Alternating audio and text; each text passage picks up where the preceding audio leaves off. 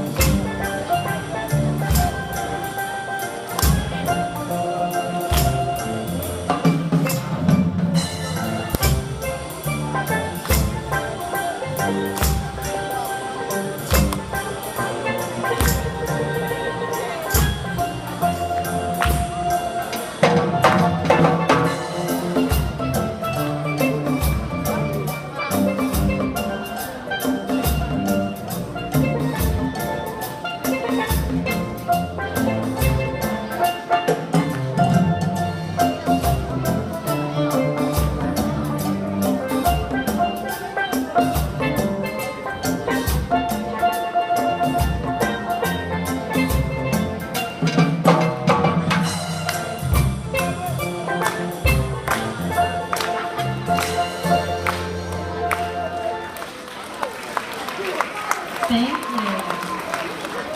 All right, Miss Sarah's going to come around and show you the inside of a steel drum. If you've seen a steel drum before, you may not have necessarily seen the inside or the back of it. Kind of looks like a golf ball or a turtle shell. All of those different ovals are the different pitches. The ones around the outside are a little bit lower, and they sound like this.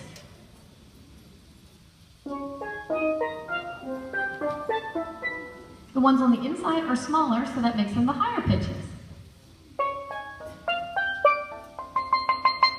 The steel drum that she's playing today is called a lead hand because it's like the leader of the group. It plays the melody, plays the highest part.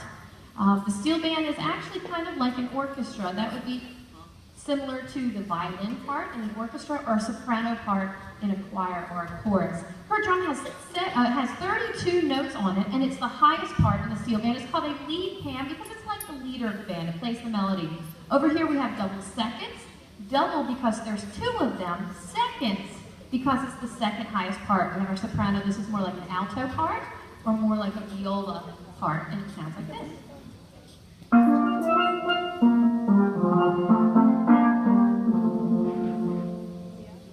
This goes from middle C on the piano up 2.5 octaves, and although the notes inside are silver, it would be like all the black and white keys on the piano starting on middle C and going up 2.5 octaves.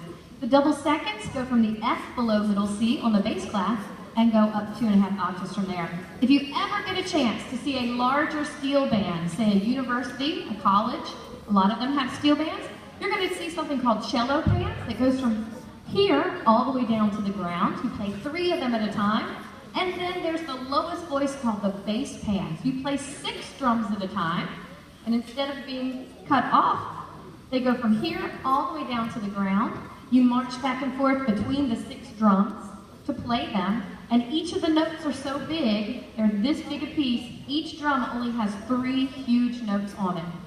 Well today, so we don't have to carry around 6 55-gallon drums just for one instrument, we actually have an iPod in the back playing our bass part. And a lot of touring bands do that so you don't have to carry those really big instruments in the steel drum family around.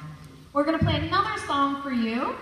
Think back to when you were little. I am sure you have heard this song before. We're going to take a trip back down memory lane. Oh, we'll see. We're not even going to announce it. We'll see at the end if you know the title of the song. Not the movie where it came from, but the title of the actual song.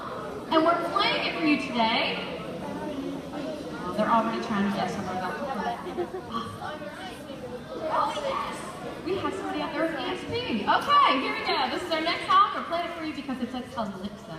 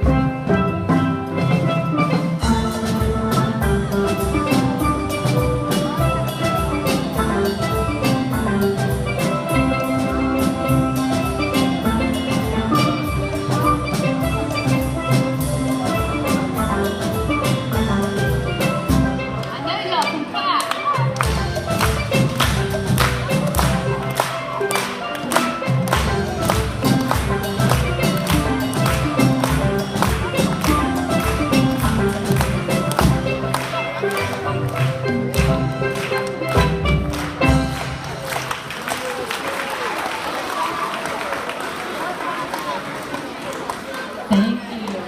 Somebody magically guessed this song before we even started. I'm not sure how that happened, but that was pretty cool. All right, is it you? Yes, all right. Gonna count to 3. I want you to tell me the name of the song, not the movie, where it came from. 1, 2, 3. Under the Sea. Under the Sea, very good. All right. And we played that for you today because it's a style of music called calypso. Calypso.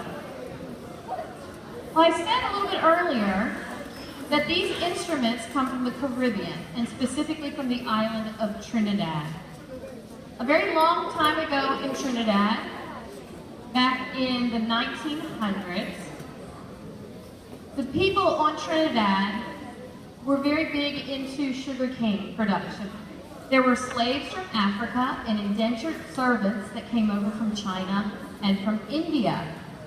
They allowed these people to bring their instruments with them. Well, it got to a point in time where the plantation owners started to get suspicious of all the drumming that was going on. And they thought that they might be sending secret messages back and forth, kind of like Morse code. So they did something pretty awful. They took up all the drums and they burned them. It's pretty awful. Well, after emancipation, after the slaves were freed, they didn't have the materials they needed or the money they needed to purchase or create the same instruments they once would have had when they came over with them. So they were very creative and they were very resourceful, and they went out to the rainforest and they cut down big pieces of bamboo. And they would use them as they marched up and down the streets during festivals and parades, just as percussion instruments to play on them. They called themselves tambu bamboo bands. Tambu is similar, the T-A-M-B part of tambu means drum in a lot of different languages. That's why a tambourine is called a tambourine, because it's a percussion instrument. So they would march up and down the streets with these tambu bamboo bands. And we don't have bamboo poles with us today because they break very easily. They're hollow in the middle, and if you play them enough, they'll split down the side. And since we don't live near a rainforest, it's hard for us to keep replenishing the bamboo. So we actually have wooden decks.